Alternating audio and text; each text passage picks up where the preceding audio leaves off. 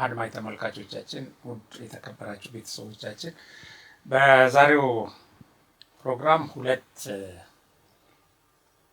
በእኔ እንትን ያው ታላላቅ እምላቸው እንግዶች ይቀርብ ያለው ሁልጊዜ ስለ ሰላም የሚያስብ ሰው ታላቅ ነው እና ለሰላም የቆሙ በሌሎች በሁከት በዘረፋ ከሚገኝ ሀብት ከሚገነባ ኑሮ ይልቅ ለህዝብ ሰላም አስቦ ወደ ሰላም የሚመጣ ሰው የሚከበር ነው እና እንግዶቼን በዚህ ምክንያት ነው የተከበሩ ያልኳቸው።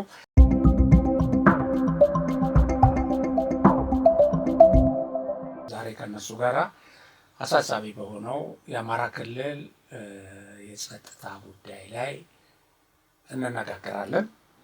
እንግዲህ አሳሳቢ ያልኩት እንደምታውቁት የውጭ ጠላቶችን ተልዕኮ ይዞ ክልሉን የጦርነት አውድማ ለማድረግ የሚንቀሳቀስ ኃይል በክልሉ ህዝብ ላይ እገታ፣ ዘረፋ፣ ጭፍጨፋ እያካሄደ ወደፊትም አካሄዳለሁ ብሎ የሚዝት ኃይል እየተንቀሳቀሰ ስላለ ይሄንን አሳሳቢ ጉዳይ ላይ ተወያይተን ምን መደረግ አለበት ከማን ምን ይጠበቃል በሚል ነገር ላይ ከእንግዶቼ ጋር እወያያለሁ። እንግዶቼ ለማስተዋወቅ አንደኛ እንግዲህ ከኔ በስተግራ የሚገኙት የአፋሕድ ወታደራዊ አስተዳደር መምሪያ ኃላፊ ረዳት ፕሮፌሰር ኢያሱ አባተ ናቸው። በስተቀኝ የሚገኙት ደግሞ መልካሙ ካሴ የአፋሕድ ምልመላና ስልጠና መምሪያ ኃላፊ ናቸው እና አፋሕድ ከዚህ በፊት ከአማራ ክልል መንግስት ጋር የሰላም ስምምነት ተፈራርሟል። በዚህ የሰላም ስምምነት የአማራ ህዝብ ጥያቄን በማስመለስ ረገድ ምን አስተዋጽኦ እንዳለውና ምን ያህል ርቀት እንደሄዱም እናያለን፣ እንነጋገራለን። እንግዲህ በውይይታችን የምናተኩርባቸው ዋና ዋና ነጥቦች አንደኛ ከትግሉ እንዲወጡና ወደ ሰላም እንዲመጡ ያደረጋቸው ምክንያቶች እናነሳለን። ከሱን ጀምር። በቅድሚያ እንግዶቼ ያው እንኳን ፈቃደኝነታችሁን ገልጻችሁ በእኛ ሚዲያ ላይ ውይይት ለማድረግ እዚህ ስለተገኛችሁ በዝግጅቱና በተመልካቾቼ ስም አመሰግናለሁ። እኛም እናመሰግናለን። እንግዲህ ትንሽ እኔ ዝም ብሎ ሃይላይት ሰጥቻለሁ። ከኢያሱ ልጀምርና እስቲ ኢያሱ ስላንተ በድርጅቱ ውስጥ በድርጅቱ ምስረታ ውስጥ በድርጅቱ ቆይታ ያለህን ነገር አጠር አድርገህ ብትገልጽልኝ በዚህ እንጀምር። አመሰግናለሁ። እኔ እንግዲህ በመጨረሻ ላይ የአማራ ፋኖ ህዝባዊ ድርጅት ነው እንደ ድርጅት የነበረን አማራዊ ተቋም በሱ የውጭ ግንኙነት እና ዲያስፖራ ጉዳዮች ማስተባበሪያ ላይ ሰርቻለሁ ለረጅም ወራት። ዲያስፖራውን በማደራጀት ከአማራ ፋኖ ትግል ጎን እንዲቆም ግንዛቤ በመፍጠር አንዳንድ የዲፕሎማሲ ስራዎችንም ጭምር በመስራት ማለት ነው። ከዚያ በኋላ በአንዳንድ ምክንያቶች ሪፎርም ስናደርግ የድርጅቱ ዋና ወታደራዊ አስተዳደር መምሪያ በመሆን በድርጅቱ ውስጥ ያሉትን የፋይናንስ ፍሰቶች፣ አጠቃላይ የሰው ኃይል፣ የድርጅቱን የሰው ሀብት የመሳሰሉትን አደረጃጀቶች ቁመና ሰራለሁ። ሞር በዚህ በፒአሩ በሶሻል ሚዲያውም ፋኖ ሚዲያዎች በሚባሉትም ጭምር ከመጀመሪያው ጀምሮ ሰርቻለሁ ማለት ነው። ከ2015 ጀምሮ ከዚያ በፊት የህወሓት ወራ በነበረበት ጊዜ በብዙ ቦታዎች በማስተባበር ወጣቱን በማንቃት የመከላከያንና የሚሊሻ አድማ ብተና ልዩ ኃይል ጋር እየተቀላቀለን እንዲዘምት ብዙ ሰርተናል። ሀብት በማሰባሰብ በተለያዩ ስራዎች ማለት ነው። ከዚያ በኋላ በመንግስት ባሉን ቅሬታዎች በወቅቱ በተፈጠሩት ውዥንብሮችና ውለው ባደሩ የአማራ መሰረታዊ ጥያቄዎች የአማራ መሰረታዊ ጥያቄ የሚነሳው እንግዲህ ያው ህዝብ በየትኛውም ስርዓተ መንግስት ጥያቄ ይኖረዋል። ተባብሶ እንደ ህዝብ አማራ ተፈርጆ መከራ ውስጥ የገባው ህወሓት የሚመራው ኢህአዴግ ስልጣን ከያዘበት ጊዜ ጀምሮ ነው ማለት ነው። ከዚያ ጀምሮ የዋሉ ያደሩ የህገ መንግስት የመሳሰሉ ብዙ ጥያቄዎች ስለነበሩ እነሱ ተባብሰው እነዚያ መልስ ያገኛሉ ብለን ስንጠብቅ በተፈጠሩት ብዥታዎችም በተለይ ደግሞ በመንግስት መዋቅር ውስጥ የሚኖረው ፍሰት ከልዩ ኃይል መፍረስ ጋር ተያይዞ በወቅቱ የነበሩት ከተለያየ ቦታ አማራ እየተፈናቀለ ነው ብለን የያዝናቸው መረጃዎች እዚያ ላይ የአማራን ክልል መበጥበጥ የሀገሪቱን መተራመስ የሚፈልጉ አካላት ቤንዚን ጨምረውበት ወደ ትጥቅ ትግል ገብተን በዚያ ደረጃ ስናደራጅ ስንታገል ዋጋ ስንከፍልም ስናስከፍልም ቆይተናል ማለት ነው። የፋኖ አደረጃጀት ውስጥ የአፋሕድ ምልመላና ስልጠና መምሪያ ኃላፊ ነኝ። ወደዚህ ከመግባቴ በፊት የነበረኝ ባክግራውንድ ባጭሩ ለመግለጽ ያው የዩኒቨርሲቲ ትምህርት ጎንደር ዩኒቨርሲቲ ነው ያጠናቀቅኩት። የጂኦግራፊና የአካባቢ ጥናት በዛ ነው የተመረኩት። በዛ በመማርበት ወቅት በሰዓቱ የነበረው የህወሓት አገዛዝ በርካታ ግፎችን በዩኒቨርሲቲዎችም ያስተናግድ ነበር። በውጭ ማህበረሰቡ በህዝባችን ላይም ብዙ ግፎችን ያስተናግድ ነበር። የሐሰትና አማራን የሚያገሉ ብሮሸሮች ሁሉ ስልጠና ይሰጠን ነበር። ትምክተኛ እያለ በተለያዩ ሰነዶችን እያዘጋጀ በየዩኒቨርሲቲዎች ይሰጠን ነበርና በዛ ላይ በደንብ ስንረዳው ራሳችን መጠየቅ ስንጀምር የህወሓት አገዛዝ ለአማራ ህዝብ ህልውና አደገኛ አካሄድ እንደነበር እንገነዘብ ነበር ማለት ነው። ይህንን በዚህ እያለ ከወጣም በኋላ መምህር ነው የሆንኩት። የሃይስኩል አስተማሪ ነኝ በዛው በጎንደር ቀጠና። ከዛ በኋላ እያስተማርን ባለንበት ወቅት ይህ አገዛዝ ለይቶለት ወደ መቀሌ ከተሸኘ በኋላ እንደገና በቀሉን ለመውጣት ወደ አማራ ክልል ብሎም እንደገና 4 ኪሎን ለመያዝ እንቅስቃሴ ጀመረ። ክልሉ ላይ ሲገባ ሴቶችን የሚደፍር ነበር፣ ተቋማትን ያቃጥል ነበር። ባህሪው ኦልሞስት በቃ ህዝብን ትኩረት አድርጎ ሂሳብ ሁሉ አወራርዳለሁ እየተባለ የአማራን ህዝብ ለመጨፍጨፍ ታስቦ የመጣ ውጊያ መሆኑን ስንገነዘብ የምናስተምራቸውን ተማሪዎች በትነን እስክሪቷችን አስቀምጠን መሳሪያ ይዘን ነው ወደ ግንባር የገባ ነው ማለት ነው። እንግዲህ በተለያየ ግንባሮች ፊት ለፊት ተጋፍተን የህወሓትን ጽንፈኛ ኃይል መልሶ እዛው 4 ኪሎ እዛው መቀሌ እንዲቀመጥ አድርገናል ማለት ነው። በሰቆጣ ግንባርም በጋሸና ግንባርም እስከ ቆቦ ድረስ ከፍተኛ መስዋዕት ከፍለን መሳሪያ አንስተን ተዋግተናል ማለት ነው። ያን ተዋግተን ተመልሰን ወደ ስራ ነው የገባነው። መሳሪያችን አስቀምጠን ወደ ስራ በመንገባበት ሰዓት ያው ጥያቄዎቻችን የአማራ ህዝብ ጥያቄዎች ይመለሳሉ። ፍራንክ ሊሆኑ ፋንዳሜንታል የሆኑ ጥያቄዎች አሉት የአማራ ህዝብ። እነዛን ጥያቄዎች ይመለሳሉ ስንል አሁንም በዛው መቀጠል ጀመረ። ያንን ለማስተካከል እንግዲህ መልሰን ወደ ትግል ገብተናል ማለት ነው። ወደ ትግል ስንገባ አብዛኛውን ነገሮች በህጋዊ መልኩ ይመለሳሉ፣ ትግሉን በመንፈልገው መንገድ ይሄዳሉ ብለን አስበን ነው ወደዛ ትግል የገባነው። ጥያቄዎቻችን ይዘን ማለት ነው። እንደዛ ብለን የገባነው። ከገባን በኋላ በጎንደር ቀጠና የአደረጃጀት ምክትል ዘርፍ ኃላፊ ነው የሆንኩት። የአደረጃጀት ምክትል ሆኜ ስሰራ በጎንደር ቀጠና ያሉትን የፋኖ መዋቅሮች ከተበታተነው መዋቅር በግለሰብ ደረጃ ከመሄድ መዋቅር በሻለቃ በብርጌድና ክፍለ ጦር ከዛም እዝ ከዛም ድርጅት ድረስ እስኪደርስ ድረስ በምክትል አደረጃጀት ሰርቻለሁ ማለት ነው። ከዛ በኋላ አፋሕድ እንደ ድርጅት ሲቆም የስልጠና መምሪያ ሆኜ መጥቻለሁ ማለት ነው። ይሄ አሁን የአማራ ህዝብ ትግል ውስጥ የሚያስገቡ በጣም በርካታ ምክንያቶች አሉ። እንደተባለው በህወሓት ጊዜ የደረሰበት ከዛ በኋላም ደግሞ ትጥቅ መፍታት የሚለው ነገር ሲመጣ ህወሓት ትጥቅ ሳይፈታ የሌሎች ክልል ልዩ ኃይሎች ሳይፈቱ ለጥቃት ይጋለጣል አማራ የሚለው ነገር ደግሞ ይሄ የተገለጸበት መንገድም ደግሞ የሚፈጥረው ስሜት አለ። አሁን ያ ለምን ወደ ትግል ለምን ትጥቅ ወደ ማንሳት ገባችሁ አያስብልም። በጣም ግልጽ ስለነበረ ማለት ነው። አንደኛው የነበረው ጅምብር አለ። ሁለተኛ ደግሞ ፕራክቲካሊ ህወሓት ትሪት ነበረ ለአማራ ህዝብ በዛ ሰዓት የፕሪቶሪያ ስምምነት ቢፈረምም ትጥቅ አልፈታም ነበር። እነዚህ ምክንያቶች አሉ እና ያኔ ለምን ይሄ ተደረገ ብሎ መጠየቅ ያስቸግራል።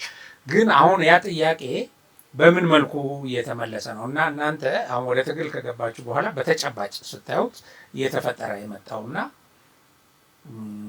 ከዛ ይሄንን ደግሞ በሰላም ለመፍታት የሚቻልበት አውድ አለ ብላችሁ ባሰባችሁ ጊዜ ይሄን የሰላም መንገድ መከተላችሁ ነው አንዱ ትልቅነታችሁን የሚገልጸው። እኔ እንደዛ ነው። ለዚህ ነው ስጀምርም እንደዛ ብዬ ለአድማጮቼ ያስተዋወቅኩትና አሁን ወደ ሰላም ከመጣችሁ በኋላ የአማራን ሕዝብ ጥያቄ በማስመለስ ረገድ አንደኛ አሁን አፋሕድ ህጋዊ ቁመና አለው ወይ? አሁን ባለው ይሄንን ቁመና ይዞ እየተንቀሳቀሰ ባለበት ሁኔታ ሀገራዊ ምክክሩ አለ። የሌሎች ከክልሉ ጋር የተፈራረማቸዋቸው ነገሮች አሉና ይሄን ጥያቄ በሰላማዊ መንገድ እንዲፈታ ለማድረግ ምን ርቀት ሄዳችኋል? አሁን እና እችን እያሱ ብትመልስልኝ። አንዱ ነገር ምንድነው አሁን በሰላማዊ መንገድ የአማራን ህዝብ ጥያቄ ለማስመለስ እድሉ አለ ወይ? አሁን ባለው ሁኔታ እንግዲህ ይሄን አምናችሁ ነው የመጣችሁት፣ ግን እዛ አሁን በዚህ ደረጃ አሁን ለሌሎችም ይሄ እድል መኖሩን እንዴት ተገልጾታላችሁ? ሁለተኛ እነዛን ጥያቄዎች ለመፍታት እያደረጋችሁት ያላችሁት እንቅስቃሴ ምን ይመስላል? በሰላማዊ መንገድ ሌሎቹን አሁን በክልሉ እየተፈጠሩ ያሉ ችግሮችን እንመለከታለን እንዴት ይፈቱ በሚለው ላይ ግን ይሄንን እንዴት ነው የምትገልጸው? ጥሩ። አይ ምንድነው በዚህኛው ከአፋሕድ ምንድነው ያለው እንትን የሚለው ቁመናው ህጋዊነት የስምምነቱ አካል በተለይ ከአንድ አመት ወደ ኋላ ሳብ ይላል 2017 ላይክ ጥር ምናምን አካባቢ ዳውንት ላይ ውይይት ነበር። የአፍሪካ ህብረት፣ አውሮፓ ህብረት፣ ኢጋድ የመሳሰሉ የቀጠናዊ አህጉራዊና ዓለም አቀፍ ተቋማት ተወካዮች በተገኙበት ምንድነው ጉዳያቸው የሚል ውይይት ተደርጓል። ያኔ አሁንም ያልመጡ ኦር የዘገዩ ልንላቸው የምንችላቸው አንዳንድ አመራሮች የአፋሕድ አመራሮች በከፍተኛ ጉጉትና ስሜት ስራውን ሲሰሩት ነበር ማለት ነው። እንደው እኛ ፈጠነ መንግስት ጋር በዚህ ጊዜ መነጋገር አንችልም አልተረዳውም እና የሚሉ ግምገማዎች ነበሩ። መንግስት የራሱን እንትን አልገመገመም፣ ሰው ምን ጠይቀውን ነገር ላይ መልስ ይችላል እና የሚሉ ስጋቶች ስለነበሩን እንደውም እኛ ሞር እንደ ሪጅድ ታይተን ዳውንት ላይ በነበረው ውይይት አልተገኘንም ጭምር። በኋላ ነው ሪፖርት የተደረገልን ከተለያዩ አካላት እየሰማ ነው እና በወቅቱ ደግሞ ጥሩ ተሳትፎ የነበራቸው እነ ካፒቴን ማስረሻም ሌሎችም ስለነበሩ ነው ያገኘነው እንጂ አንዳንዶቹ እንደው በራሳቸው መንገድ አሯሩጦ የመጨረስም ባጭር ጊዜ ፍላጎት ነበራቸው ማለት ነውና እዚያው ውስጥ የተደረሰው ስምምነት ምንድነው ከሰብአዊ እርዳታ መንግስት ከሚያደርጋቸው የድሮን ምናምን እንትኖች አኳያ ዓለም አቀፍ ያው በራሳችን ለዓለም አቀፍ ማህበረሰቡ እንትን ማድረግና ዋናው ግን መነሻውም የዚያው ውይይት መደረሻውም በወቅቱ አንዳንድ በተቃውሞ ያሉ ከአፋሕድ ውጭ ያሉ ኃይሎች የገለጹበት መንገድ አብዛኛው ትክክል የሚሆነው ቁርጣት ማተር በእኛ በኩል ደግሞ ውይይቱን ለህዝብ ይፋ ከማድረግ ይልቅ እዚያ በኋላ መሸፋፈን ነገሮች ነበሩ። የሆነ ሆኖ በዚያ ውይይት ላይ የሰላም ይሄ ነገር በሰላም እንዲቋጭ በእናንተ በኩል ያለው ኮሚትመንት ምንድነው ሲባል እንችላለን እኛ የሚል ምላሽ ነው የተሰጣቸው ለነዚያ ተቋማት ማለት ነው። እነሱም ስራቸውን ጀመሩ። መንግስትን የክልሉ መንግስትም የፌደራል የሚመለከታቸውና አካላትም ጭምር ኮሚኒኬት ማድረግ ተጀመረ። ዘን ወደ ውይይቱ ሲገባ በየመሃሉ ያው የመንጠባጠብ ነገሮች መጡ። አንዳንዶቹ ጥያቄዎቻችን አይመለሱም ከማለት አንዳንዶቹ ደግሞ በግል የተሻለ ጥቅም ኦፈር በተለይ በዚህ ከሻዕቢያ አካባቢ ከህወሓት እና ከአንዳንድ ባለሀብቶች በትግሉ ጀርባ ካሉ ባለሀብቶች ከፍተኛ የሆነ በግላቸው የገንዘብ እንትን ሲደረግ ወደ ኋላ ማፈንገጥ ጀመሩና አፋሕድ ላይ የተወሰነ መንጠባጠብ ታየ ማለት ነው። ዘንዳውም ያን ያህል እርስ በርስ ብዙ ጀግኖችን ካሳጡን በኋላ የአፋሕድ አመራር የሚባሉ ሰዎችም ጭምር ፋይናሊ ሄደው ከፋብሃ ከሚባሉት ከወያኔ ጋር በግልጽ እንሰራለን ከሚሉት የፋኖ ብራንቾች ጋር እንትን አደረጉ ማለት ነው። ውህደት ፈጸሙ። ያው ውህደት መረጃዋለን ማን ምን እንደሚሆን ምን እንደሚፈለግ ማን እንደሚያግዝ ያንዳንዷ መረጃ ስለነበረንኛ የድርድሩን ሂደት ያኔ የቆመን የድርድር ሂደት አስቀጥለን ህዳር ምናምን ካፒቴን ማስረሻ ተፈራረሙ። ዘን የሚቀሩ ጥያቄዎች አልተካተቱም የሚባሉትን ጦርና አወያይተን በየቀጠናው ክፍለ ጦሮች ድረስ አወያይተን የሚጨመሩ ጥያቄዎችን ጨምረን ውይይቱ በምን ደረጃ ይደግ የሚሉ ነጥቦችን ይዘን የስምምነት ማስፈጸሚያ ሰነድ ደግሞ ጥር 14 ተፈራርመናል ማለት ነው። ከዚያ በኋላ ቀጥታ ከብሔራዊ ምክክር ከሀገራዊ ምክክር ኮሚሽን ጋር ከየቦታው ያሉ የኛ የእዝ አመራሮችን ጭምር ወደ 52 እዚያ በላይ የሚሆኑ ጠርተን 2 ቀን 3 ቀን ውይይት አድርገናል። ጥያቄዎቻችንም ለሀገራዊ ምክክር ኮሚሽኑ በተጨማሪ ከስምምነቱ በተጨማሪ ያው ስምምነቱ ላይ መስጠት መቀበል ስለሆነ መንግስት የሚጫነው ነገር አለ፣ እኛም የምንፈልገው ነገር አለ። ተሳተዋል ብለን የምናስባቸው ነጥቦች እና እዚያ ላይ ያደረግናቸው ውይይቶች በሀገራዊ ምክክር ኮሚሽኑ በሰነድም አስገብተናል፣ በመድረክም ተወያይተንበታል ማለት ነው። አመራሮቹ የኮሚሽነሮቹ በተገኙበት ውይይት አድርገናል። ከነሱ ጋር አሁንም ምን ደረሰ እንዴት ሄደ የሚለውን ነገር እየተከታተልን ነው። በሌላ በኩል በዚያ ስምምነት ላይ አፋድ የህጋዊ የፖለቲካ ፓርቲ ሆኖ ይቀጥላል። ለዚህ አመት ሊደርስልን እንደማይችል እኛም ገምተናል። ቢኮዝ ሌሎች ስራዎች አሉብን። እኛ ጋር የመጣ ታጣቂ ኃይል አለ፣ እሱን ማኔጅ ማድረግ አለብን። የሚመጣ አለ። ከዚህ ከታጣቂው ጋር ተያይዞ በዚህ ያኮረፉ አካላት የኛን የታጣቂ ቤተሰቦች ያግታሉ፣ ይገላሉ ምናምን ብዙ ራሳችን ማኔጅ የምናደርገው ከመከላከያም ከሌላው የጸጥታ መዋቅር ሆነንም ማኔጅ የምናደርገው መጀመሪያ እኛም የተሳተፍንበትን ክልሉ የገባበትን አዘቅት እና የእርስ በርስ መገዳደል ላይ ትኩረት ስላደረግ ወደ ሌሎች የፖለቲካ ስራዎች ለመሄድ እውነት ለመናገር ፋታ አላገኘንም። ልክ ይሄን እንዳስተካከልን ግን የአማራ ፋኖ ህዝባዊ ድርጅት አመራሩን እንትን አድርጎ ፓርቲ ሆኖ ይቀጥላል ማለት ነው። በዚህም አሁን ሁላችንም በነበርና ኃላፊነት ነው ያለነው። የአመራር ሪፎርም ምንም አልሰራንም በእኛ በኩል የሚመጡም ስላሉ ነው። ላይ ካሁን ኮሎኔል ማናገረው ከትናንት ወዲያ መጥቷል። ሌሎችም አንዳንዶቹ የተወሰነ ስለሚወዛገቡ የሚያዩት ነገር ስላለ ነው። አንዳንዶቹ ግን በአላማ ስራ መስራት ስላለባቸው ነው ያሉት። በቀጣይ ሁሉም የአፋድ አመራሮች በሚመጡበት ጊዜ ከተለያየ ቦታም ከአፋድ ውጭ ሆኑም የአፋድን እድል የተጠቀሙ ላይ እንደነ ጋዜጠኛ ኤልያስ ሌሎችም ጠንካራ ልጆች በየቦታው አሉን። በጠቅላላው የአማራ ችግር በንግግርና በውይይት ይፈታል፣ የተከፈለ ዋጋ ወይም ሊከፈል የሚችለው ጥያቄ የሚመልስ ሳይሆን ህዝቡን ወደ አዘቅት የሚከት ነው የሚል ግምገማ ያላቸውና ከወያኔ ጋር ከሻቢያ ጋር ተባብሮ አገር ማፍረስ የማይፈልጉ ኃይሎች በየትኛውም የፋኖ ድርጅት ቆይተው የሚመጡት ጋር እኛ እየተነጋገርን ነው። እንዴት ነው በቀጣይነት በዘላቂነት ለህዝባችን ጋሻ መከታ ሆነን እየታገልን ጥቅሙን እያስከበርን ከሌላው ኢትዮጵያዊ ጋር ተዋዶ ተከባብሮ የሚኖርበትን መንገድ የምንሰራው የሚለውን በሰፊው እየሰራንበት ያለ ሂደት ነው። አላቆምንም ማለት ነው። ያ መጀመሪያ ቀን ተናግረናል። ትግል አይቆምም፣ ስልቱ ነው ሊቀያየር የሚችለው። ከእርስ በርስ መገዳደል ትርጉም ከሌለው መጠፋፋት በጣም ምድር ላይ ቀላሉ ነገር የሰው ልጅ ተኩሶ መግደል ነው። ግን ከዚያ ግድያ ጀርባ የሚሳካው ውጤት ምንድነው? ምንም ከሆነ ለምን እግዚአብሔር አክብሮ የፈጠረውን የሰው ልጅ መግደልን መሞትም ኃጢአት ነው። አላማ ነው አይደለ? የሆነ አንድን የትጥቅ ታጋይ የዓላማ ታጋይ ከሽፍታ ከቅጥረኛ ነፍሰ ገዳይ የሚለየው የሚያሳካው አላማ ነው። በዚህ ሂደት የሚሳካው አላማ ምንድነው ካል ርስታችን አስረክበን ለወያኔ ለማስረከብ አሁን በጣም የሚገርም ሁሉ ነው።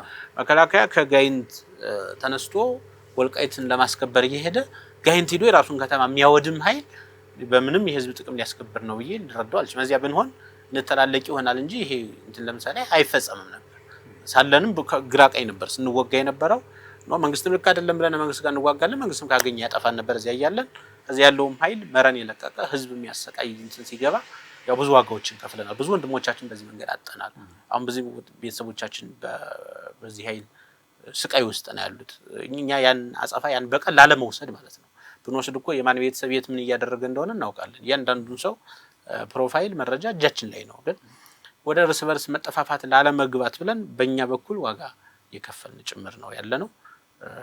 ይሄ ስለማይቀጥል መቀጠልም ስለሌለበት በሰላማዊ መንገድ ግን ትግላችን ይቀጥላል ማለት ነው።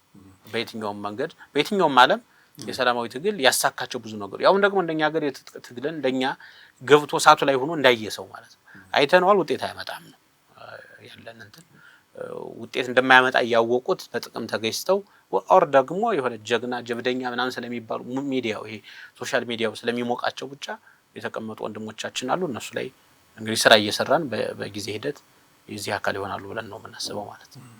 አሁን እስቲ ያሰው ያነሳው አንድ መሰረታዊ ነጥብ አለና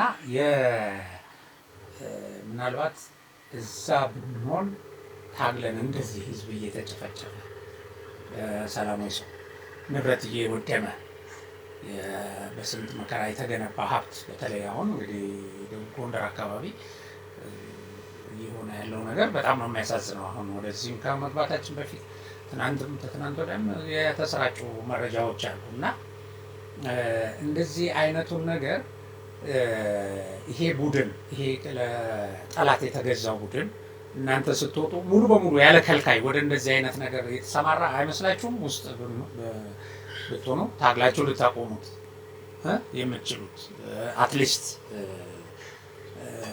በትጥቅም ቢሆን እንደዚህ ህዝባችሁ ሲጎዳ ዝም ብላችሁ አትመለከቱ። ግን አሁን ይሄ ጠላትን ተልኮ ይዞ እየሄደ ክልሉን እያወደመ ያለ ኃይል ያለ ከልካይ አመራሩ ይሄን እንዲያደርግ እድል ያገኘ አይመስላችሁም? እስቲ መልካም እዚህ ላይ ጥሩ እንግዲህ አሁን እዛ የቀረው ቡድን እንዳልኩህ የህወሓት ፕላን ቢ ቡድን ነው። ፕላን ኤ እንደምታውቀው የመጀመሪያ እንደተባረረ ደብቋቸው የነበሩ መሳሪያዎችን አውጥቶ ተዋግቶ እዚህ አማራ ክልልን ሙሉ አውድሞ እንደገና በኃይል ተመክቶ ተመልሷል። ፕላን ቢ ላይ ደግሞ እዚሁ አማራ ውስጥ ያሉ ለሱ ለመላላክ ምቹ የሆኑ ተልኮ አንጋቢ ሰዎች ባንዶችን ጭምር ገዝቶ ፕላን ቢ ነው እየተጠቀመ ያለው አሁን ማለት ነው። እኛ እውነት ለመናገር እዛ ያለን ብዙ ነገሮችን አስተካክለን ነበር። ነገር ግን ብዙ ነገሮችን ስታስተካክል ተልኮ ያለው ቡድን በፋይናንስም በተልኮ አደረጃጀትም አቅም ፈጥሯል። በእርግጠኛ እዛ ብንሆን የኛ ቡድን ሊያስታግሰው ይችላል፣ እያስታገሰም መጥቷል እስካሁን ማለት ነው። ልክኛ ስንለቀው ደስታ ነው ያዘው። ምክንያቱም እዛ ያለው ቡድን አንደኛ ሽፍታ ነው። በፊትም ሰዎችን በመግደል ደም በማፍሰስ የአማራን ህዝብ እዛው በመግደል በመዝረፍ ልምድ የነበረው ነው። የተወሰነ የሽፍታ መሪዎች ነበሩ። እነዛ የሽፍታ መሪዎች ግን በፊት ብቻቸውን ነበሩ። አሁን ግን በዚህ ትግል ሰበብ በርካታ ሰዎችን ከጎናቸው አሰልፈዋል።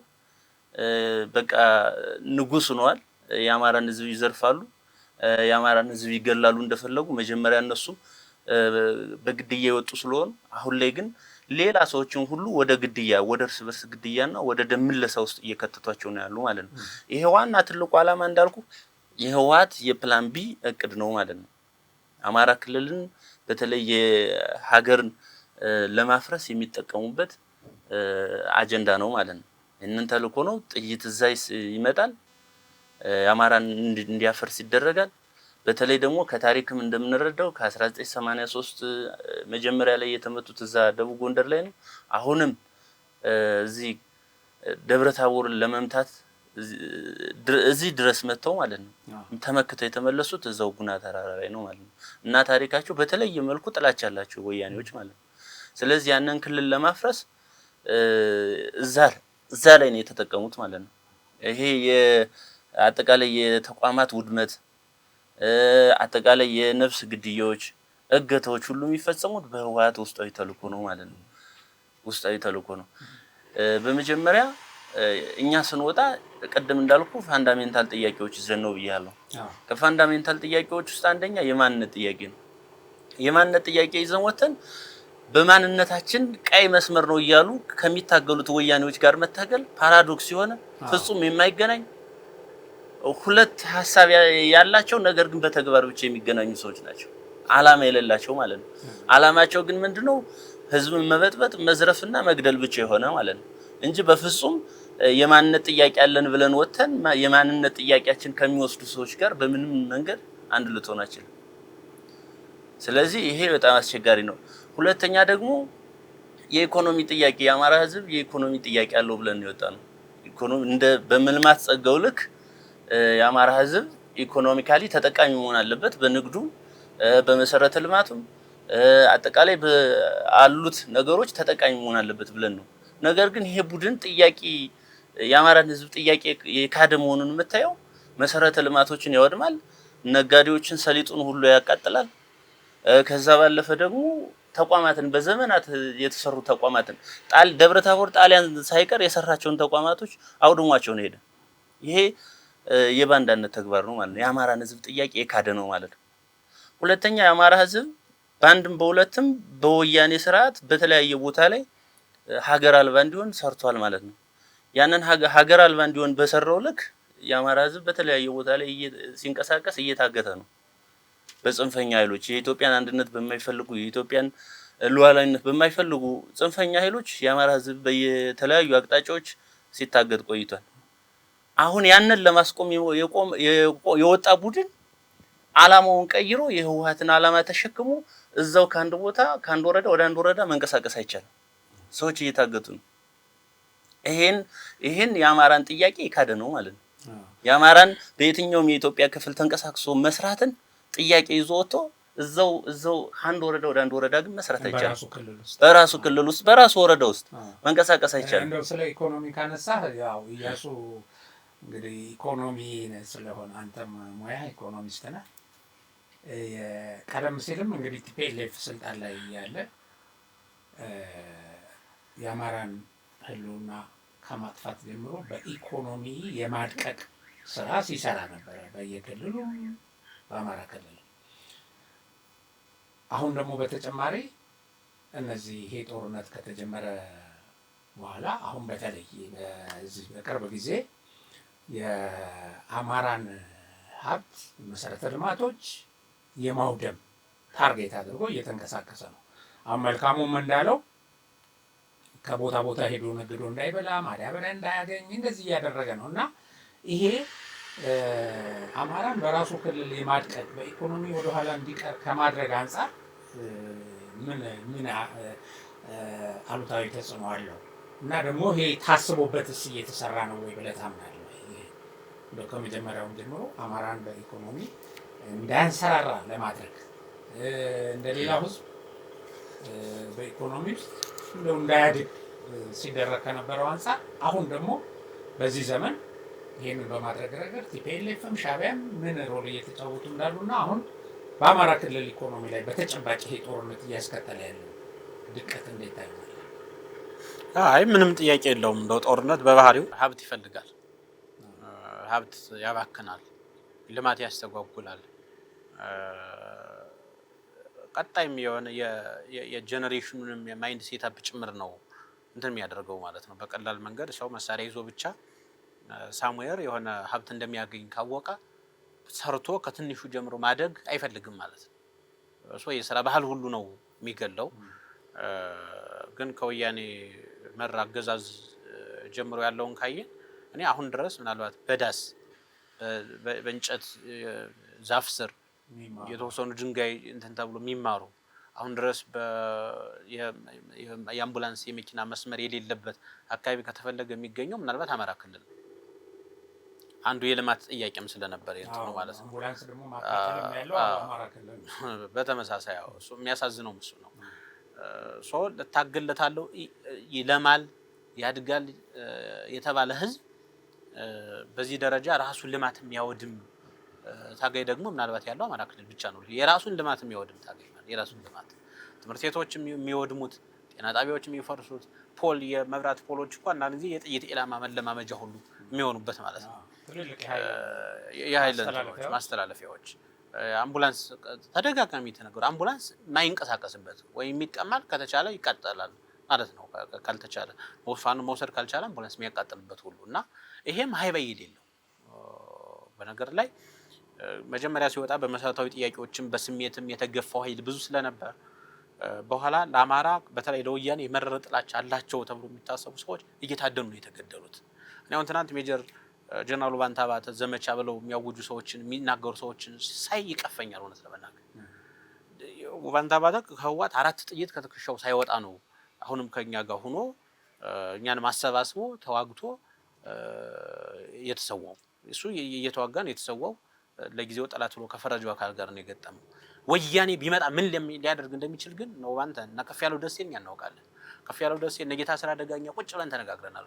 በቃ ከወያኔ አገዛዝና ከወያኔ ጋር ከሚሰራ ኃይል ብልጽግና ነው የሚሻለው እንደራደር የሚለው ቁጭ ብለን ነው። እኔ ለዚህ ብዙ ሰነዶች አሉ። አንዳንድ ጊዜ ስትተው መረጃ የሌለህና ቢያንስ ግን በእነዚህ ሰዎች እንዲቀለድ ግን አንፈልግም። አሁን በኋላ ግን ምን ቀረ? በወያኔ የሚመራው ኃይል ዶሚናንት እየሆነ መጣ። እኔ ውባንታ ባተ ንብረት ጎጃም ውስጥ በዘመነ ካሴ ትእዛዝ ተዘርፏል። መረጃው አለኝ እዚህ። ይሄ ሰው በምን ሞራሉ ነው አሁን ውባንታ ባተ ዘመቻ ምናምን ብሎ የሚያወራው? ዛሬ በጣም ቀልደኞች ነው። ከፍ ያለው ደሴ የተገደለው በእነሱ በአፋባ ከፍተኛ አመራሮች ትእዛዝ ነው። እኛም ጭምር ሌሎቹንም እነ ተሾመ እነ መልካሙ እነ ደረጀ ላይ እነ ጌታ ስራደ ላይ ዘመቻ ታውጆ ነበር ማለት ነው። ለምን ከወያኔ ጋር በተለይ ጎንደር ጠቅላይ ግዛት ዛፋድ ውስጥ ቅርብ ስለነበር ለዚህ ኃይል የወያኔንም እንትን ስለሚያውቅ አንሰራም ብሎ ደምድሞ ነው። እንዳፋድም አቋም ተይዟል። እንደ ጎንደር ጠቅላይ ግዛትም አጥፏቸው ነው የተባለው ፋይናሊ ማለት ነው። በኋላ አንዳንዶቹን አደናግረው አንዳንዶቹን በጥቅም ገዝተው ያሰለፉአሉ። እኛ ግን በዚያ ጽናት ነው የቆም ነው ማለት ነው። ይሄ ኃይል አሁን መሪ የለው፣ ውሸቱ ነው፣ መሪ የለው። የሆነ ሻለቃ ነኝ ብሎ የሚንቀሳቀስ አንድ 15 20 ወንድሞቹን ይዞ የሚንቀሳቀስ ኃይል አዛዥ የለውም። አሁን ኢቭን ሚዲያ ነው የሚሰሙት። የሆነ ቦታ ገደለ ተኮሰ ምናምን የሚለው እነሱ የሚሰሙት ሚዲያ ላይ ነው። ሰው በማይመራው ኃይል ውስጥ ለምን ታሪካዊ ስህተት ይሰራል የሚለው እንዳለ ሆኖ በኢኮኖሚ ግን የሚያመጣው ውድመት እኔ ያሁኑ ብቻ አይደለም። አሁን የሆነ ያለው ብቻ ሳይሆን ወደፊትም ሰርቶ መለወጥ ሰርቶ መብላት የማይፈልግ ለምሳሌ አሁን ሊስትሮ ጠርገው የመኪና ረዳቱ ነው ምናምን ያገለግሉ ልጆች ጫካ የሆነ ዘመዳቸው የጠራቸውና አንድ ክላሽ ይሰጣሉ፣ በዚያ መኪና እያገቱ ይውላሉ ማለት ነው። ከዚያ ግን አድገው ትንሽ ሱቆች ጀምረው ብዙ መለወጥ የሚችሉ አሁን አንድ የመንግስት ሰራተኛ የሚከፈለው ደሞዝ እኮ አብሬጅ ብንወስድ ስንት ሊሆን ይችላል? 20 ሺህ ብር 30 ሺህ ብር እንበል በኢትዮጵያ ብር አይደል? ደህና የሚባለው ነው ይሄ እንግዲህ ሊሆን የሚችለው። ጫካ አንድ ክላሽ ይዞ ሄዶ ያችን ማግኘት የዘረፋ አካል ነው አሁን እየሆነ ያለው። ሰው የሚዘረፈው ማህበረሰቡ ነው። ልማት እውነት ለመናገር ወያኔ ራሷ በተመጣ ይሄን ያህል አማራ ክልል አታወድመውም። በዚህ እርግጠኛ ነኝ ነው የምናገረው። ይሄ ግን ባሪያነት ተላላኪነት አስቸጋሪ ስለሆነ እንዲህ ያደረግንልሽ ብለው ለወያኔ ሪፖርት ለማድረግ በራሱ ህዝብ ላይ የሚጨክን የራሱን መምራት የሚረሽን የራሱን ምስኪን እህቶቹን እንትን አድርጎ አይደል አስረስማራ ወጥቶ በሚዲያ እኛንን የግደልናቸው ያለ መረጃ አግኝተንበት በምን ሞራል ነው አሁን ይሄ ነገ ህዝብ የሚያስተዳድረው? የውስጥ ዲሞክራሲ የሚባል ነገር ፈጽሞ የለም። ከዛ ውስጥ የተለየ ሀሳብ ካነሳ እንድትገደል ነው ሴታፖቹ የሚሰሩት ማለት ነው። አሁን እርስ በርሳቸውም አይተማመኑም። አምረው አንድ ቦታ አይሰበሰቡም በእርግጠኝነት ማለት ነው። ለምንድን ነው ትናንትና ሌሎቹን ጀግኖች እንዴት እንደገደሉ ያውቁታል።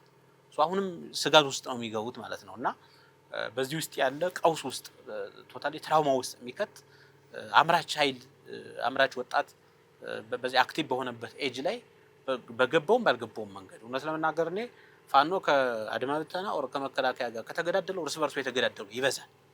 ይሄ ደግሞ በተለይ በሰሜኑ በአማራ አካባቢ ደም በጣም ከባድ ነገር ነው። የደም መመላለስ ማለት ነው። ይሄ እስከ ልጅ ድረስ የሚወርድ ከፍተኛ የሆነ ቀውስ ውስጥ ነው እንደ ማህበረሰብ ይገባል። ዛሬ ብቻ አይደለም ፈጽሞ ነፍሰ ጡር ሆኖ ተረግዞ አባቱ ሲሞትበት አድጎ መሳሪያ ገዝቶ ደም የሚመልስ ማህበረሰብ ዛሬ አባቱን ገሌ ነው ያዘህ ገሌ ነው የገደለህ እየተባለ በሚዲያ ላይ ፊት ለፊት እየተረሸነ እያየ ነገር በምን መንገድ ይሄን ኃይል ለህዝብ ጥያቄ ብዬ እንደዚህ ብዬ ምናምን አይገባውም ማለት ነው። የሚፈልገው የአባቱን ደም የወንድሙን ደም መመለስ ነው። እና እንደዚህ አይነት ማህበረሰቡ የእርስ በርስ ግጭት እና አዘቅት ውስጥ እንዲገባ ነው እየተሰራ ያለው። ማህበራዊ ህይወቱም ሃይማኖታዊ እሳቤውና ሴቱም ጭምር እንስሳት በሬውን እኮ አርዶ አማራ ረጅም ጊዜ ያገለገለውን በሬ ይሸጣል እንጂ አርዶ አይበላም። አታችመንቱ እንደንትን ስለሚቆጥረው አሁን ሞት እንዲለማመድ ነው የተደረገው። እና አንድ ማህበረሰብ ደግሞ ከዚህ ሴት ካፈነገጠ በኋላ መመለሱን ባይተሰል ከባድ ነው። የተቆጠረ ጥያቄያችን እነገሌ ጋር ነው የምንገዳደለው እነገሌ ጋር ነው ብሎ እንኳን አይደለም። ጥያቄ ምንድነው ብላውን እዚያ ላይ እንትን ድስራ ፓይለት ነገር ዳታ ልሰብስብ ብትል መረጃ አታገኝም። ተመሳሳይ ነገር አይሰጥም። እኔ ምንም ጥያቄ የለኝም ሊል ሁሉ ይችላል። አንድ ጊዜ በጣም እንደውም ፈገግ የሚያደርግ ነገር ነውና አንድ አሁን የክፍለ ጦር አዛዥ ነው በፊትኛ ያቋቋምነት ክፍለ ጦርና አው ስሟን እንዲያም ሲያደርጉ ያስቀራሉ። ስም መቀማት ሚዲያ ላይ ዩቲዩበሮች ይፈልጓታል። 10ም 5ም ሆነ ስም ከያዝ ክፍለ ጦር ትሆናለህ። እዚያ ጋር ችግር የለውም። ምንድነው መሰረቱ ለምን ዓላማ ነው አይታሰብምና አንድን ሰው እናመጣና እንትን ፖሊሲና ስትራቴጂ ሲባል ይሰማል። እንደኔ ፖሊስ ትቼው የመጣሁትን ፖሊስ ልታገል የወጣሁትን ፖሊስ እንዴት ነው ፖሊሲና ስትራቴጂ እዚህ ስማች አንዳንድ ጊዜ እኔ አንዳንዶቹን ይሄ የድርጅት አመራር የሆኑትን የዛ አመራር የሆኑትን ኬጅ ያለ ህፃን ባስተሳሰብ ይመጣቸዋል። ምንም እኔ መግደል ብቻ ነው የምፈልገው የሚሉ ማለት ነው።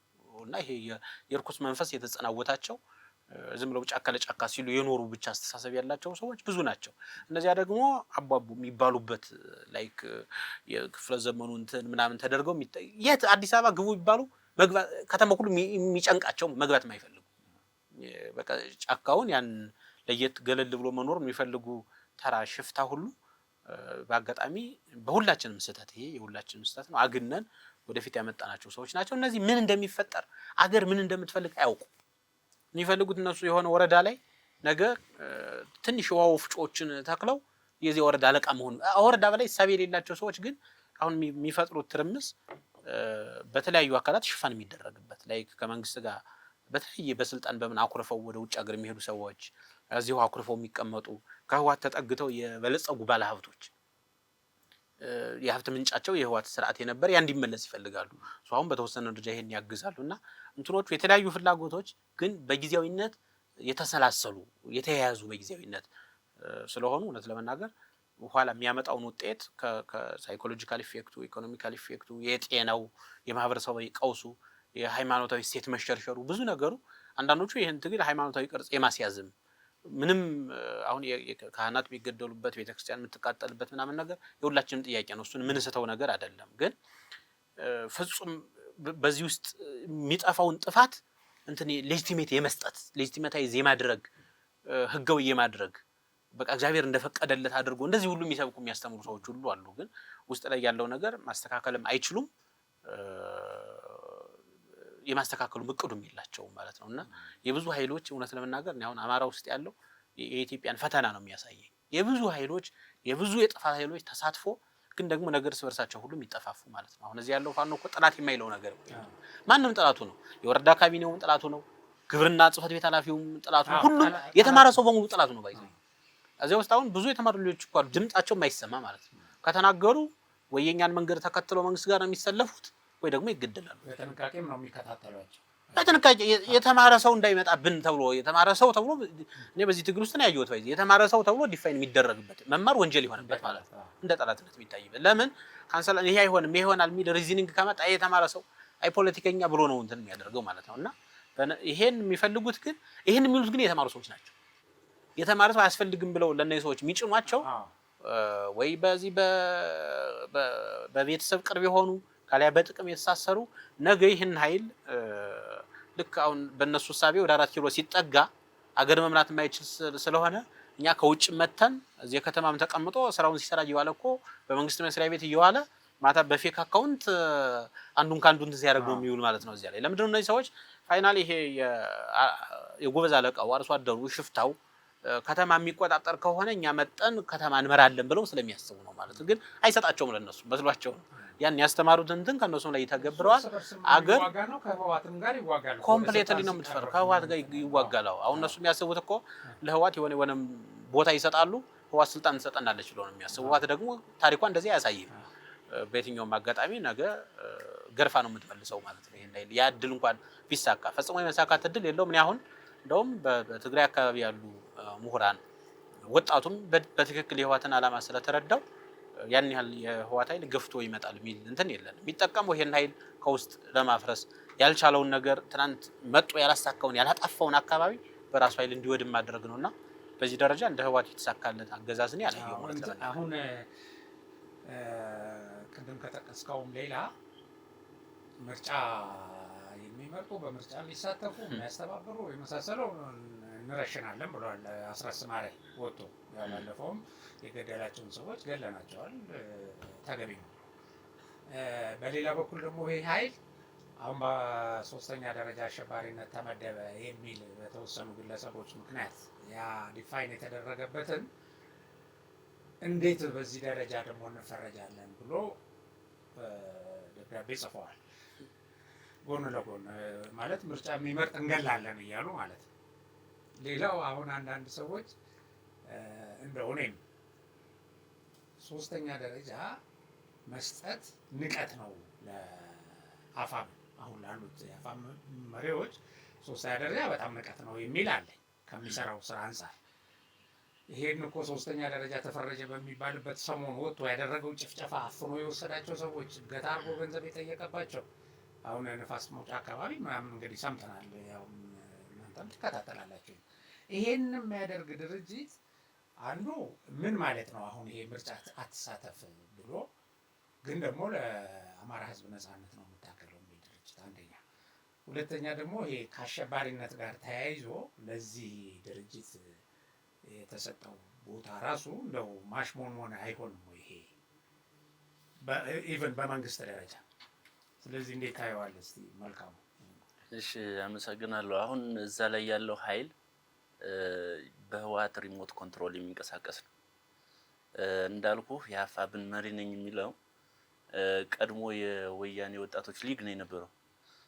ከዛ ተነስቶ ወያኔ 27 አመት ሲገዛ ከቀጠልኩ ነው እገዛለሁ ካልሆነ ግን ይቺ ሀገር ትበተናለች በሚል እቅድ በአሉት በተለይ በአማራ ክልል በምስለኔ ድርጅት ብአዴን ብሎ ባቋቋመው ውስጥ ወሳኝ ሰዎች ሲመርጥ ቆይቷል ማለት ነው።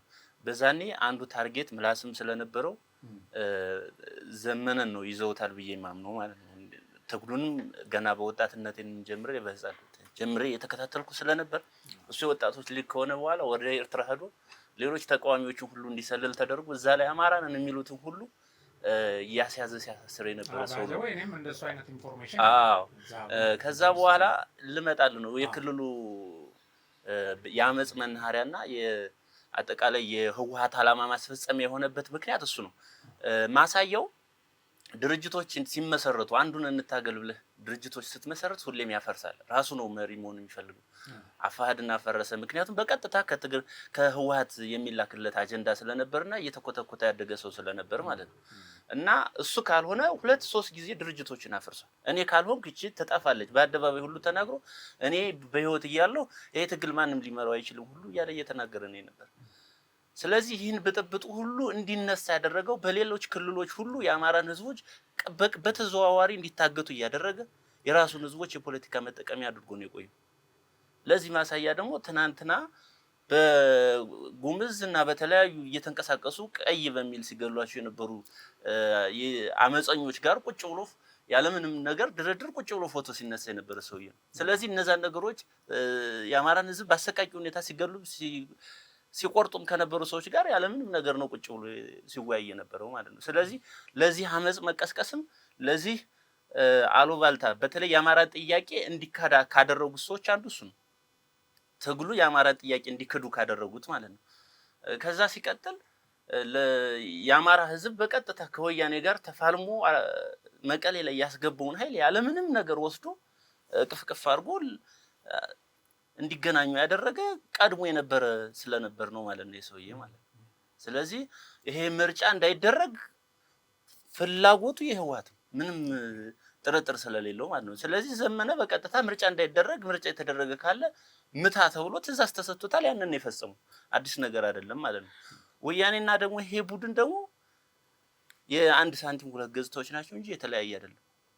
ስለዚህ ምርጫን በቀጥታ ወያኔ ትእዛዝ ስላስተላለፈ ብቻ እንዲቆም ተደርጓል። ከዛ ባለፈ ደግሞ ይሄ ኃይል ከዲሞክራሲ ጋር የተጣላ ነው።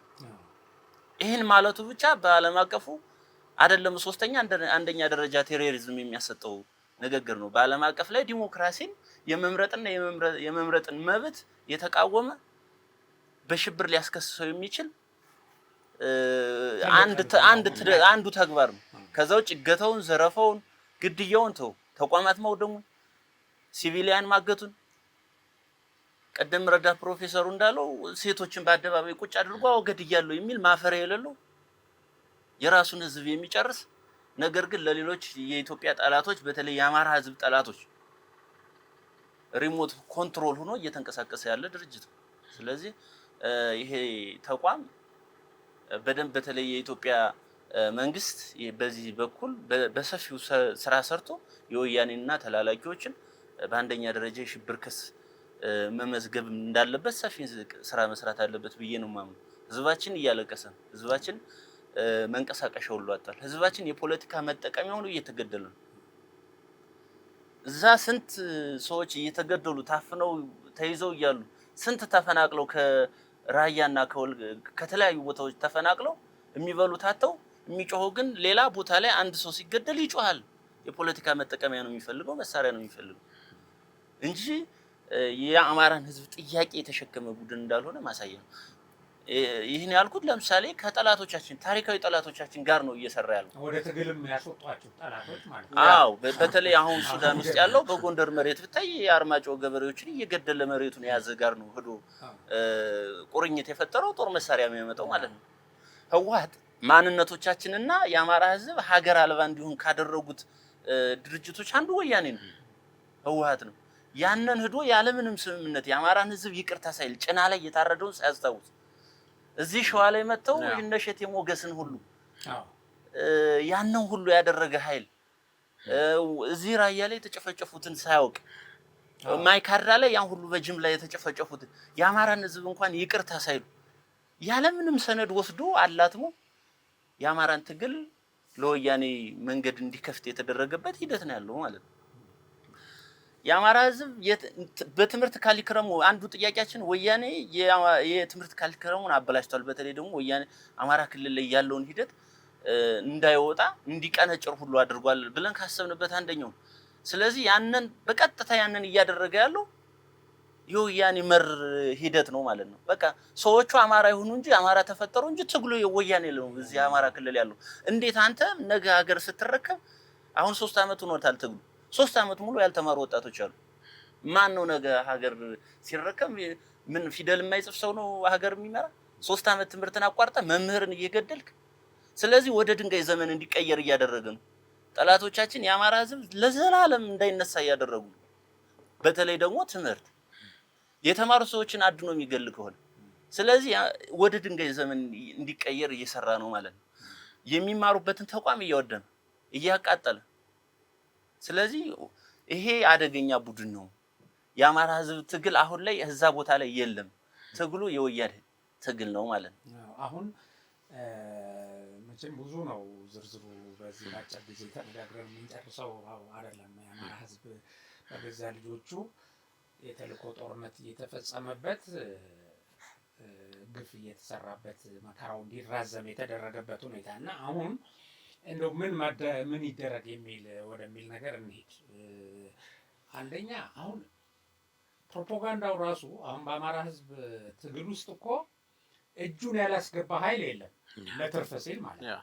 የትኛውም መጥቶ በቃ ግማሹ በዩቲዩብ ይነግድበታል፣ ግማሹ መሬት ለመሬት ውጊያ በማድረግ መሳሪያ በመሸጥ መሳሪያ በማቀባበል በመሳሰለው እንግዲህ ከኤርትራ ጀመረ ከግብጽ ጀመረ እስከ አማራ በየቦታው እስካለበት ድረስ እና አሁን ይሄንን እንደው ይሄን መከራ ለማሳጠር በፕሮፓጋንዳ የሚደረጉትን በስንቅና ትጥቅ በማቀበል በመሳሰለው ስነ ልቦናውን በመቀየር የሚደረጉት ነገሮች እንደው እናንተ እንደ አፋሕድ ሆናችሁ በዚህ መልኩ ሊወገድ ይገባል። ይሄ የውስጥ ቀኝ የውስጥ አርበኛ የሚባለውንም ጭምር አሁን አንዳንድ ነገሮች ዝም ብሎ አንድ አካባቢ መከላከያ በዚህ ወጣ ተብሎ ሄዶ እንደዚህ ጭፍጨፋ ሲደረግ ከውስጥ ትብብር ተልእኮ አስፈጻሚ ከሌለ በስተቀር ራሱ ይፈጸማል የሚልም እምነት ስለሌለኝ እና እነዚህን እስቲ ጠቅላላ አድርገህ መፍትሄው ይሄ ቢደረግ እንደዚህ ነው የሚልና እናንተ ደግሞ ልታደርጉ የተዘጋጃችሁት መፈታት አለበት የምትሉበት መንገድ። አዎ ምንድነው በእኛ በኩል እንዲህ አይነት ችግር አገር ነው በዘላቂነት የሚበትነው። እኛም ስጋት እሱ ነው ወይዘው ያለን ጥያቄ እንደ ኦቨርናይት ተመልሶልን አይደለም።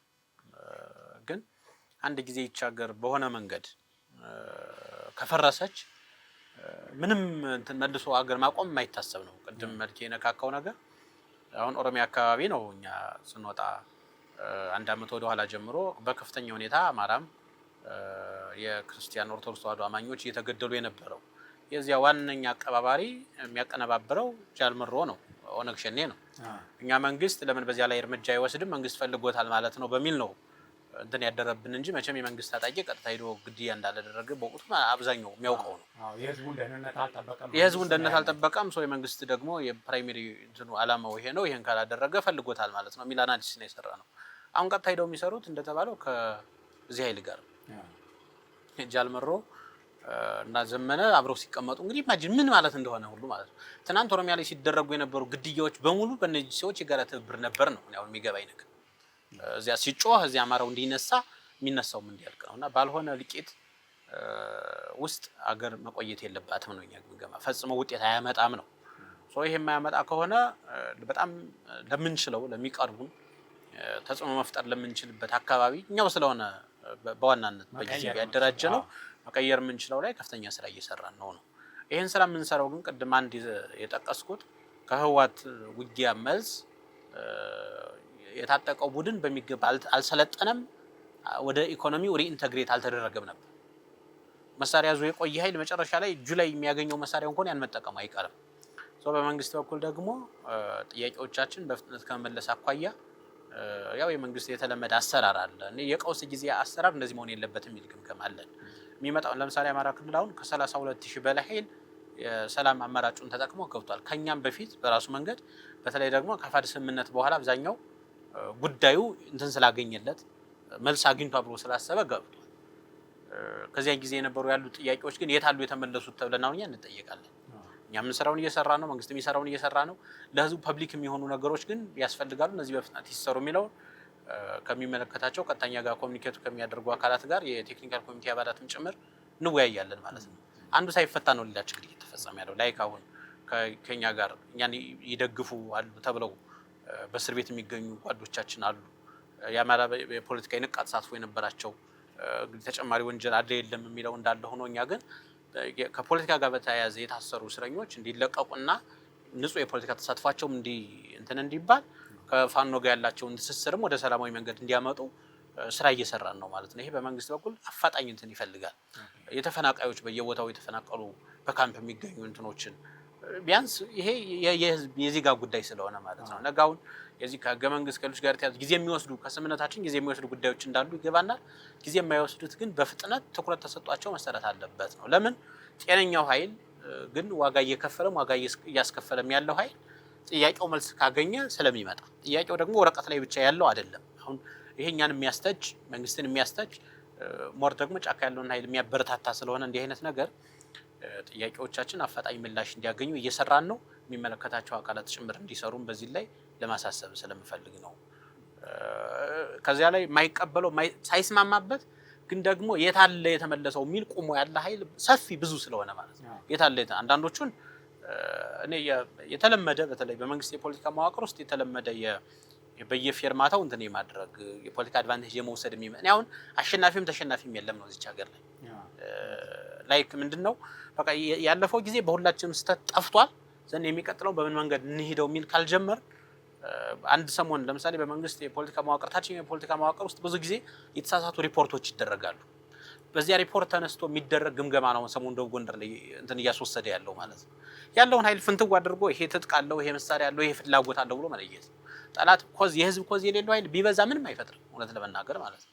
አንዳንድ ጊዜ መንግስት የወረዳም የዞንም ከፍ ሲል እስከ ክልልም ያለው የአመራር ሪፖርት እንትን አለው የሚልኛ መጀመሪያ ጀምረን ጫካም እያለን ምን ተቸው ምን ሟገተው የነበረ ነገር ነው። አሁን እነዚያ ባህሎች ያለ መቀረፍ ነገር አለ። ፍንትው ባለ መረጃ ላይ ፍንትው ያለ ውሳኔ መወሰንን የተወሰኑ ውሳኔዎችን ደግሞ የማስተግበር በተለይ ከውጭ ኃይሎች መጠቀሚያ እንዳይሆን ይሄ ኃይል በራሱ ምንም እንደማይፈጥር ሁላችንም እናውቃለን። ከአንድ ወረዳውን ለቆ ሌላ ወረዳ ሁሉ ሄዶ መዋጋት አይፈልግም። እዚያው ላይ ነው የጉብዛ ለቃ መሆን የሚፈልገው። ግን የውጭ ኃይሎች ይሄንን የመጠቀምና በዘላቂነት ህዝብ የማሰቃየት መንግስት ደግሞ የሚመራውን ህዝብ ሰላም የማስጠበቅ አሁን ግዴታ አለበት። ዛሬም ማለት ነው። ዛሬም ግዴታው ነው። አሁን የጫካ ያለውን ኃይል በጽንፈኝነትም በእንትን መፈረጅ ብቻውን በቂ አይደለም። በዚህ ኃይል ላይ ሰላም ለሚፈልገው ሰላም በማይፈልገው ላይ አስተማማኝ እርምጃ መውሰድ የመንግስት ቁመና የሚረጋገጥበት አንዱ አካል ስለሆነ ማለት ነውና በእነዚህ ጉዳዮች ላይ ትኩረት እንዲሰጥ በግሌ ማሳሰብ ፈልጋለሁ ማለት ነው።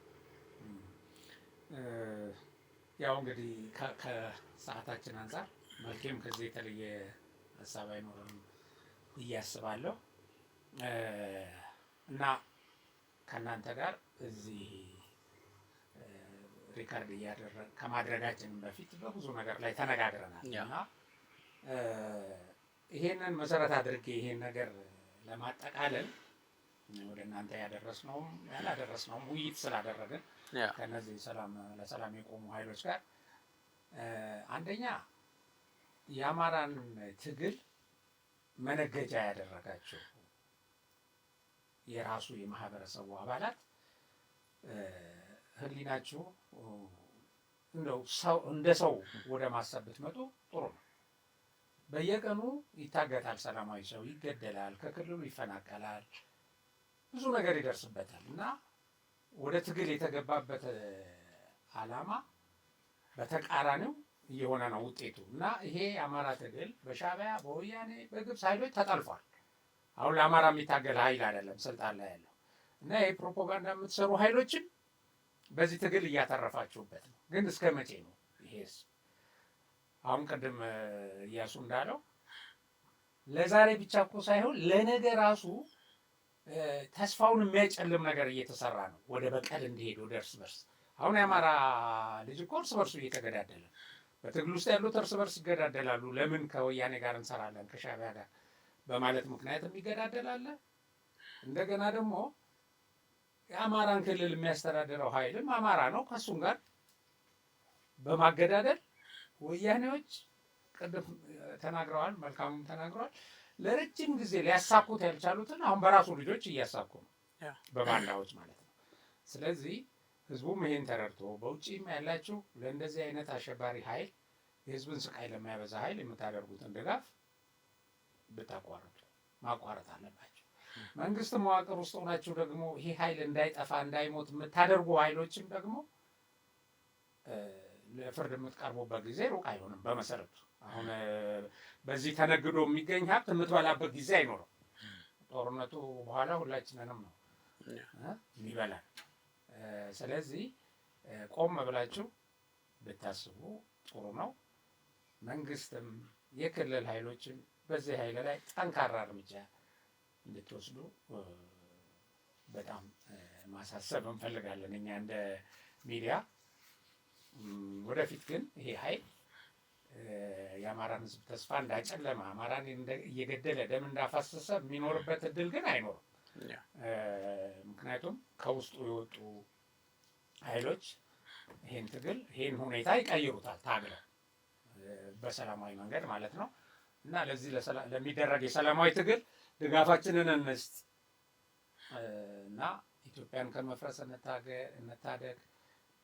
የአማራን ክልል ከመድቀቅ ከመውደም ህዝቡን በስጋት እንዳይኖር ከማድረግ እያንዳንዳችን አስተዋጽኦ እናደርግ ነው እኔ መልእክቴ። በዚህ ዛሬ ውይይት ላይ በቀረቡት የሰላም ታጋዮች ጋር ቆሜ ማስተላልፈው መልእክት ይሄ ነው። ስለተከታተላችሁን በጣም እናመሰግናለን። ወደፊትም እኛ ይሄ ነገር እንዲጠናከር አስተዋጽኦ እናደርጋለን። እናንተም ስለመጣችሁ በጣም አመሰግናለሁ። ለህዝብ ይደርስልናል የምትሉትንም ነገር በተለይ በተለያየ የሚዲያ ፕላትፎርም እያቀረብን አብረናችሁ ለመታገል ዝግጁ መሆናችንን እንገልጻለሁ። በጣም አመሰግናለሁ። እናመሰግናለን። እናንተንም አድማጮቻችሁንም እጅግ አድርገን እናመሰግናለን። እሺ፣ በዚሁ እሰናበታለሁ። በሌላ ፕሮግራም እስከምንገናኝ ደህና ሁኑ።